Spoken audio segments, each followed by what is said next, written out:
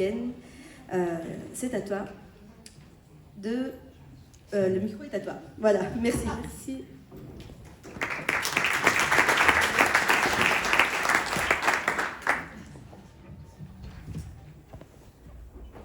Je me suis d'abord dit que c'était pas légitime de prendre la parole ici.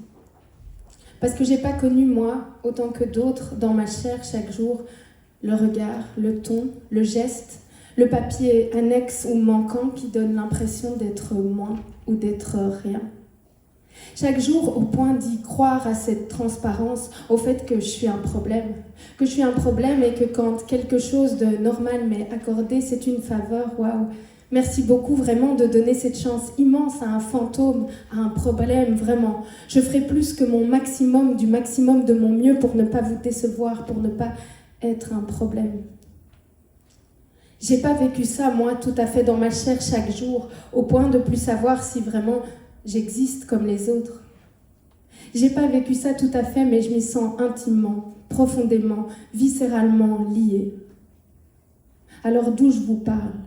Et pourquoi ? Depuis un podium, mais encore. Jeune femme blanche, hétéro, pour le moment. Belge, pour le moment. Éducation catholique, parcours universitaire. Je n'ai malheureusement de tunisien que la mise de départ, le prénom et la texture capillaire. Ça fait donc beaucoup de privilèges et d'opportunités. Ça fait donc une putain de responsabilité, parce que dans mon éthique, plus on a de privilèges, plus on doit les mettre au service de celles et ceux que le système néglige ou élimine. Question d'équilibre. Petite fille de colon, imitation de l'accent africain au repas de famille, ça ira, merci. Je préfère écouter les voix décoloniales. Amie depuis l'enfance de gars vidés, d'être victime de videur et d'absence de perspective. Amie et soutien de la voix des sans-papiers, 90 personnes, femmes, hommes, enfants, en train de mourir à l'ombre des occupations. Amie de Jeanne, travailleuse domestique qui apprend à défendre ses droits alors qu'on attend d'elle qu'elle soit juste docile. Fille d'une infirmière que le métier a tuée parce qu'elle voulait prendre soin mais que c'est plus possible. Je vis pas moi-même chaque jour le rejet dans ma chair, mais à force d'aimer des personnes malmenées, ça a marqué mon épiderme. Alors je peux pas me payer le luxe du désespoir ou de la poésie abstraite. Alors les blagues machistes et racistes à la pause de midi avec « Ah ça va, on peut plus rire ou quoi, le deuxième degré quand même, la liberté d'expression », ce sont des coups de poignard, mec. Alors les hommes blancs et fiers de l'aide qui disent qu'avec de la volonté on arrive, ce sont des coups de poignard, mec. Alors l'empathie comme position intellectuelle et politique. Alors partager chaque espace de pouvoir conquis.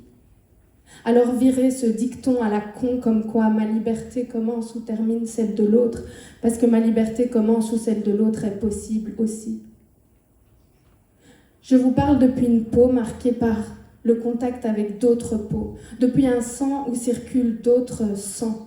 Depuis un cœur qui bat à d'autres rythmes et une poésie qui ne rime plus. Je ne vis pas chaque jour le rejet dans ma chair, mais je vis dans un pays qui ne marche pas. Parce que ça ne peut pas marcher comme ça. On ne peut pas cacher des femmes et des hommes dans des placards en attendant que ça passe. Ça ne peut pas être ça un pays. Un pays, c'est un territoire qu'on doit organiser en fonction des êtres vivants qui y sont. C'est ça un pays. Un pays, ça peut pas être un fossile. C'est vivant, un pays, il y a un sol, des arbres, des gens qui bougent, des gens qui vivent. Les lois, les langues, les institutions, c'est juste pour organiser toutes ces choses vivantes qui bougent.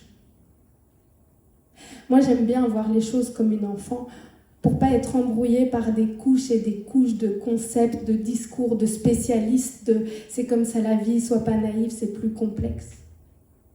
Donc, si on en revient à la base de la base, des hommes, ici, arrivent sur un territoire, là-bas, où habitent d'autres hommes et d'autres femmes depuis des centaines et des centaines d'années. Sur un territoire où ces autres hommes et autres femmes ont développé des techniques, des systèmes, des pratiques. Ces hommes arrivent sur ce territoire et disent « Voilà, nous, on va tout vous prendre ». Pas parce qu'on en a fondamentalement besoin pour survivre, mais parce que nous, on est des conquérants. Et puis comme nos techniques, nos systèmes, nos pratiques sont mieux que les vôtres, on va laisser tomber ce que vous développez depuis des centaines et des centaines d'années, hein, et vous allez apprendre nos techniques, nos systèmes, nos pratiques. Mais ça va être bien. Hein. Vous allez être pauvres et à notre service, mais c'est pour votre bien. Hein. Vous allez avoir des besoins que vous n'aviez pas et aucune possibilité d'y répondre, mais c'est pour votre bien. Vous allez tellement incorporer nos techniques, nos systèmes, nos pratiques pour votre bien que quand on vous en exclura, vous serez démunis et endettés, mais c'est pour notre bien. Et plus tard, quand vous serez démunis et endettés, vous viendrez à votre tour tenter d'entrer dans notre territoire parce que vous en aurez fondamentalement besoin pour survivre. Mais on aura créé 1 million de dispositifs dans vos propres pays, qui sont en fait les nôtres, pour que vous ne puissiez pas les quitter. Et si vous les quittez quand même, il y aura encore 1 million de dispositifs dans les mers, les airs, les terres pour tenter de vous dissuader. Et si malgré tout vous arrivez à traverser, 1 million de dispositifs nous permettront de vous renvoyer d'où vous venez. Et même si vous passez outre ces millions de dispositifs et que vous êtes ici, vous mourrez quand même. Alors je suis contente que vous ne soyez pas un de ces millions de dispositifs.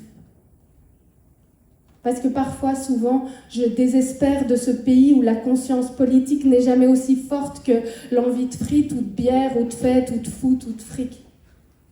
Où la politique est souvent une décoration de Noël, une plaque dorée, un ruban qu'on coupe ou une coupe de champagne. Où l'on milite pendant les années à l'ULB, mais où l'on finit par planquer ses pancartes dans la cave d'une villa 4 façades à la campagne. C'est pas facile, mais c'est évident. Le gars demande l'asile, ils lui disent « Vous avez le droit de garder le silence. » « Du mal à vivre, madame. Pourtant, tout est noté sur le dépliant. » Une politique d'accueil, désolé, on a mis tout l'argent pour les guirlandes. Passer sa vie à regarder des étoiles filantes, être assisé, c'est avoir tous les jours le spleen des dimanches et justifier à chaque guichet son droit d'existence. Alors qu'est-ce qu'on fout ici, entouré de si grands murs, si blancs? On devient fou ici, à bout de souffle parfois. Ça fait longtemps qu'on cherche que nos chairs aboient. Qu'est-ce qu'on fait ici? On nous sert à boire et des zakouskis. On voudrait parler, mais comme l'impression qu'on a déjà tout dit et que malgré ça, on n'est pas nourri, on sourit. Mais on n'oublie pas que dehors, il y a des gens qui dorment dehors, il y a des gens qui meurent dehors.